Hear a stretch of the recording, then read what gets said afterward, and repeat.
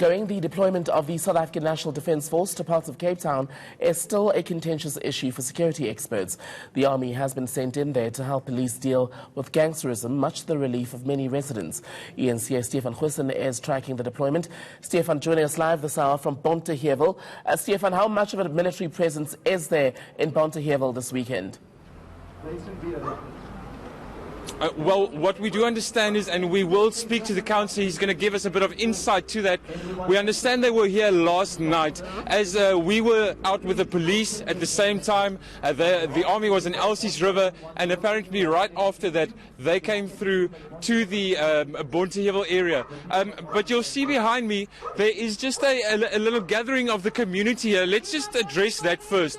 Hi Angus, just behind us we've got some members of the community busy with, just explain to us exactly what they're doing. So I think evidently what's happened is that as a community people are really angry that crime has gotten to the points at which it has gotten to in Bonteheuwel and across Bonteheuwel as well. But sadly more than that is that people are standing up and saying that the real cause of these issues is a lack of policing in these areas. In this area you have one policeman to over 10,000 people. It's literally impossible to be able to fight crime, and so one has to ask the question, why have we removed 4,000 policemen out of the Western Cape? Have we wanted to create instability in these communities like Bonteheuwel and the Cape Flats? So the communities are standing up and they're saying enough is enough. We have the army here, we have law enforcement doing great work in Bonteheuwel, but we need the police to do their constitutional work in this area, arrest criminals, prosecute criminals and send criminals to jail. And until that happens, the people of Bonteheuwel are going to continue to stand up and say enough is enough.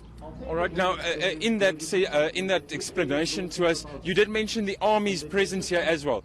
Give us a bit of insight as to what you experienced last night in the Bonteheuwel community. Look, I think first of all, the deployment of the army is welcomed by the people of Bonteheuwel, by the community at large. For far too long there's been instability in our community, and the army has now brought that stability, and we saw it last night where families and children came out onto the streets and applauded them. My concern and my greatest concern is that we've informed gangsters when the army is coming. So for me it's going to be very important to see over the next couple of days how many arrests are made, how many drugs are confiscated, how many firearms are retrieved by these teams that are working there, because unless we're doing those three things the deployment means nothing. And so I'd prefer that the minister not tell the communities when the army is coming, and that there is some level of surprise when the army comes to our communities.